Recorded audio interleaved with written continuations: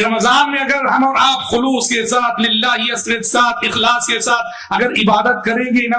تو اللہ العظیم اعلیٰ مدارج اعلیٰ مراتب ہمارے منتظر ہیں، اور اللہ ہی بہتر جانتا ہے کہ کیا کچھ ہمیں اور کتنا کچھ ملے گا۔ محترم بھائیوں اور محترم بہنوں، جانتے ہو کہ رمضان کو پانے کا مطلب کیا ہے، رمضان سے مومن کو کیا حاصل ہوتا ہے، کتنا حاصل ہوتا ہے، مومن اپنے ذخیرے آخرت میں کتنا اضافہ کرتا ہے۔ آپ اس کو ایک حدیث سے سمجھیے جو شاید آپ نے علماء سے یقیناً سنی ہوگی۔ پیارے نبی صلی اللہ علیہ وسلم کے زمانے میں دو شخص ایک ساتھ مسلمان ہوئے، ایک ساتھ اسلام قبول کیے، اور پیارے نبی صلی اللہ علیہ وسلم کے زمانے میں مدنی زندگی میں ان دونوں میں سے ایک ساتھی کا ایک معرکے میں شہید ہو کر انتقال، ایک ساتھی شہید ہو گئے، اور شہادت آپ جانتے ہیں کتنا بڑا رتبہ ہے۔ جو دوسرے ساتھی تھے وہ ان کے بعد ایک سال زندہ رہے، اور ایک سال زندہ رہ کر ایک سال بعد بستر پر طبعی موت انہیں آئی، فطری موت انہیں آئی۔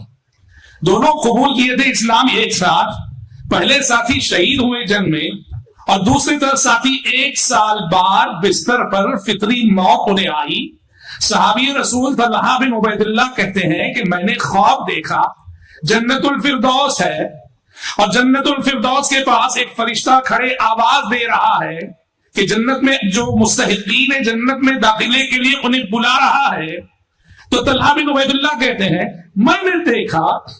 کہ وہ ساتھی جو ایک سال بعد بستر پر فطری موت مرے تھے، پہلے ان کا نام لیا گیا، انہیں آواز دی گئی، پہلے وہ جنت میں داخل کیے گئے، اور اس کے بعد اس ساتھی کا نام لیا گیا جو شہید ہوئے تھے۔ طلحہ بن عبید اللہ کہتے ہیں میں بھی وہیں کھڑا تھا، خواب میں انہوں نے دیکھا تھا میں بھی وہیں کھڑا تھا۔ تو مجھ سے اس فرشتے نے کہا ابھی تمہارے داخلے کی گھڑی نہیں آئی ہے، ابھی تمہارے داخلے کا وقت نہیں آیا، اس لیے کہ وہ دنیا میں سے میرا۔ وہ جاگے، اپنا خواب سنایا، صحابہ کو حیرت ہوئی کہ جو شہید ہوئے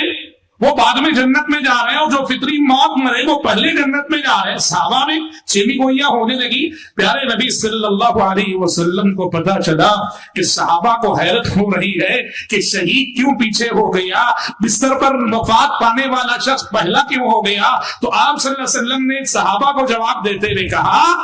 کہ سچ ہے کہ پہلا ساتھی شہید ہوا تھا، لیکن وہ جو دوسرا ساتھی تھا گرچہ کہ وہ بستر پہ فطری موت مرا، لیکن آپ نے کہا اس نے جو اس کے بعد ایک سال کی زندگی پائی، اس ایک سال کی جو نمازیں اس نے پڑھی، اور اس ایک سال کا رمضان جو اس نے پایا، رمضان کی عبادتوں نے اس کے رتبے کو شہید سے افضل کر دیا، شہید سے بڑھا دیا۔ غور کیجئے یا رک کر، اللہ اکبر، کہ رمضان میں اگر ہم اور آپ خلوص کے ساتھ للہ کے ساتھ اخلاص کے ساتھ اگر عبادت کریں گے نا تو اللہ العظیم اعلیٰ مدارج اعلیٰ مراتب ہمارے منتظر ہیں، اور اللہ ہی بہتر جانتا ہے کہ کیا کچھ ہمیں اور کتنا کچھ ملے گا۔